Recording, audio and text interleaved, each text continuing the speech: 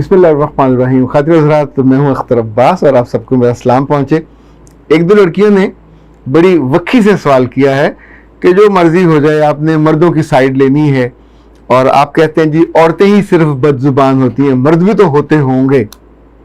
और मर्दों में से दो लोगों ने पूछा है, मोहम्मद हुसैन साहब ने और अली इमरान ने, कि क्या लाजिम है कि मर्द ही बदजुबानी और बदलिहाजी की वजह बनता हो?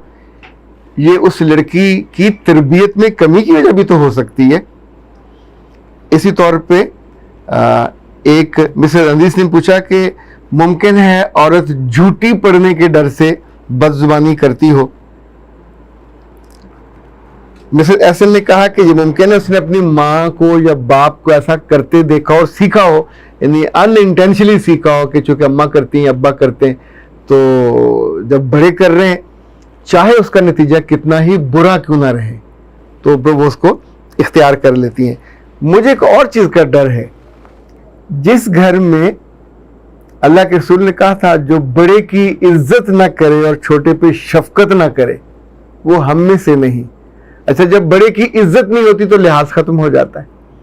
जब छोटे पे शफकत नहीं होगी, आप किसी बंदे को जज करना हो, आसान सा पैरामीटर है कि आप जब घर जाते हो तो क्या करते हो।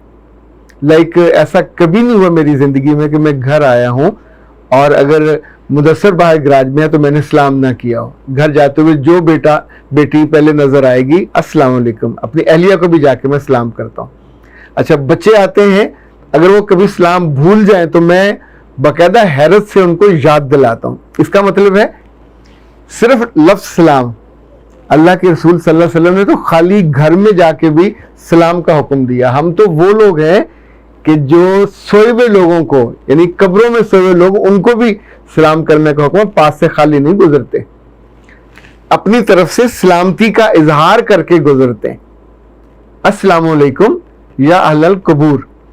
और मैंने कई दफ़ा देखा कि जब लंबे सफ़रों पे छोटी छोटी बस्तियों के कब्रिस्तानों पे नज़र पड़ती है और पास से, तो मैं उन्हें कहता हूँ, ए अनजाने लोगो और अनदेखे लोगो, तुम पर मेरा रब मेहरबान हो, तुम पर सलामती, अस्सलामु अलैकुम।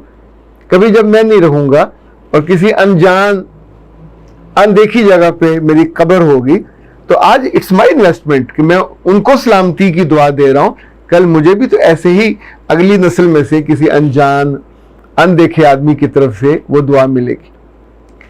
जब जब किसी का दिल अल्लाह की याद से खाली होता है, उसके होंठों पे और उसके लफ्ज़ों में रब नाराज होकर चला जाता है, तो तस्बीह भी नहीं होती, जिक्र भी नहीं होता, स्पिरिचुअली वो खाली पांडा बिल्कुल हो जाता है। खाली बर्तन ठा ठा उसमें से आवाज़ें आएंगी।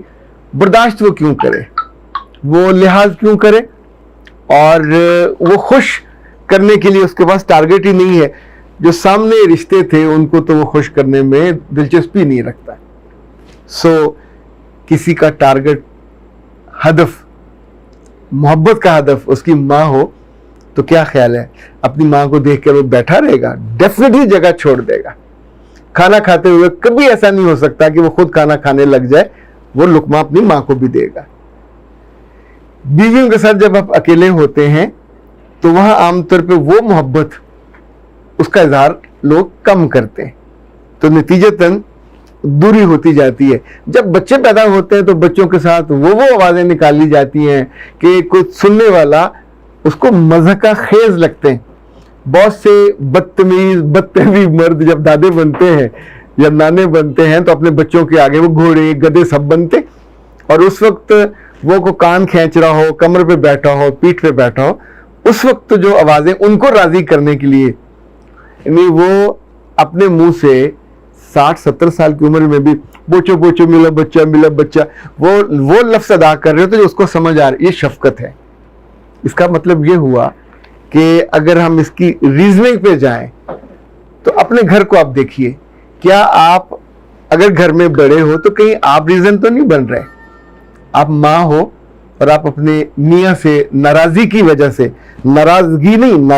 वजह से उसको सलाम भी नहीं करते, और उसके आने पे वो कुछ पूछे तो आप उसको काट खाने को दौड़ते हो। वो कुछ आगे से कह दे तो फिर आप उसको जुबान दराज करते हो। میں نے گوگل سے پوچھا کہ بھائی جی یہ زبان درازی کیا بلا ہے. اب گوگل کی بی بی ظاہر ہے اس غریب کو کیا پتا کہ اردو کیا ہے, اور وہ تو انگریزی جانتی ہے, پر پھر بھی اس نے مجھے کہا زبان درازی کا مطلب ہے بد زبانی. جب آپ کے منہ سے وہ لفظ نکلتے ہیں جو برے ہوتے ہیں. بد کلامی, جو اچھا کلام نہیں ہوتا اسے بد کلامی کہیں گے. فحش گوئی یا فحش گوئی, جب بری بری سیکسول باتیں کوئی کرے یا سیکسول چیزوں کا نام لے کے گالی نکالے تو اس کو فحش گو کہا جاتا ہے. اسی طور پہ وہ لوگ جو اپنی عمر کے ساتھ ساتھ بےہودگی سے یا بےہودہ باتوں سے, بےہودہ حوالوں سے باز نہیں آتے, تو یہ زبان درازی کو اس میں بےہودہ گوئی میں بھی شامل کیا جاتا ہے. اسی طور پہ ایک لفظ اور گوگل نے جو مطلب ڈکشنری نے جو گوگل پہ ڈکشنری پڑھی اس نے یہ بتایا کہ جس کی آنکھیں گستاخ ہوں, جس کے لفظ گستاخ ہوں, جس کا دل گستاخ ہو تو وہ گستاخی کرتا ہے. بچپن میں جب ہوتے ہیں لڑکے یا لڑکیاں تو ان کے بارے میں وہی طے ہو جاتا ہے کہ فلاں کی زبان بڑی لمبی ہے, اس کا مطلب یہ گالی ہے کہ وہ بچی یا بچہ ابھی سے بد زبان ہے, بد کلام ہے, بد لحاظ ہے, اور پھر یہ اس کی جو شناخت ہے آنے والے وقتوں میں آگے چلی جاتی ہے. میں آپ کو ایک دو ہلکی پھلکی باتیں اس بارے میں بتاؤں. تقی میر کہتے ہیں کہ چمن پر نوحہ درازی سے کس گل کا یہ ماتم ہے, جو شبنم ہے تو گریاں ہے, جو بلبل ہے تو نالا ہے. کہ جو شبنم ہے وہ بھی رو رہی ہے اور جو بلبل ہے وہ بھی ناراض ہے کہ کیا ہے جو چمن میں درازی, شاید کسی بلبل نہیں کسی گل نے یہ حرکت کی ہے. شب ہجراں کی درازی سے پریشان تھا میں, یہ تیری زلف رسا ہے مجھے معلوم نہ تھا. اس نے کہا میں تو یہ جو شب ہجراں ہے وہ اتنی لمبی, اس سے تنگ تھا, پر تیری جو زلف ہے اتنی لمبی ہے. یہ عابد علی عابد کا ہے. پتال میں درازی زلف سیاہ میں ہے کوہ دشت کی طرف آہنگ سانپ کا. اوکھا شعر ہے ذرا. اچھا جی, مصفی کہتے ہیں کہ مطرب پر کی دست درازی تو دیکھنا, باتوں میں شیخ شہر کا امامہ لے گیا. یہ مزے کا شعر ہے, اس پہ غور کرنے والا ہے.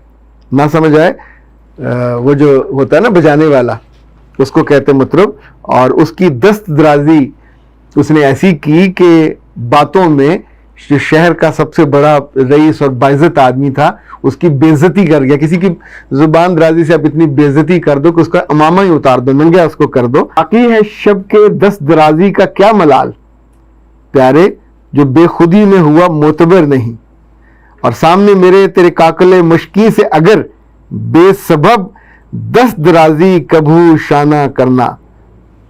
یہ پرانی اردو ہے, اب کیا اس کا میں ترجمہ کروں.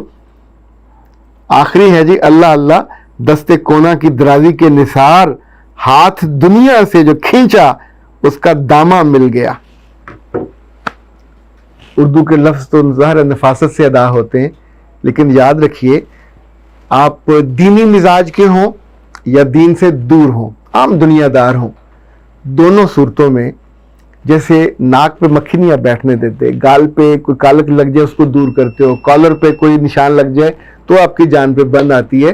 آپ کی زبان اگر دراز ہو جائے, دوسروں کو تکلیف پہنچانے لگے, دوسروں کی عزت کے ساتھ کھلواڑ کرنے لگے, دوسروں کا دل دکھانے لگے, اور بد لحاظ ہو جائے, بد کلام ہو جائے, کبھی کبھی فحش گوئی پہ اتر آئے, تو اس کا مطلب ہے آپ دنیا کے عمدہ ترین لوگوں کا حصہ چھوڑ کے بدترین لوگوں کے مجموعے میں, گروہ میں جانے لگ گئے ہیں. اور یہ بد زبانی اور بد کلامی کرنے والوں کے لیے اللہ کے رسول کی جو حدیث ہے, ان کے زبانوں کو سانپوں سے کٹوانے اور ڈسوانے کا ذکر میں نے پڑھا.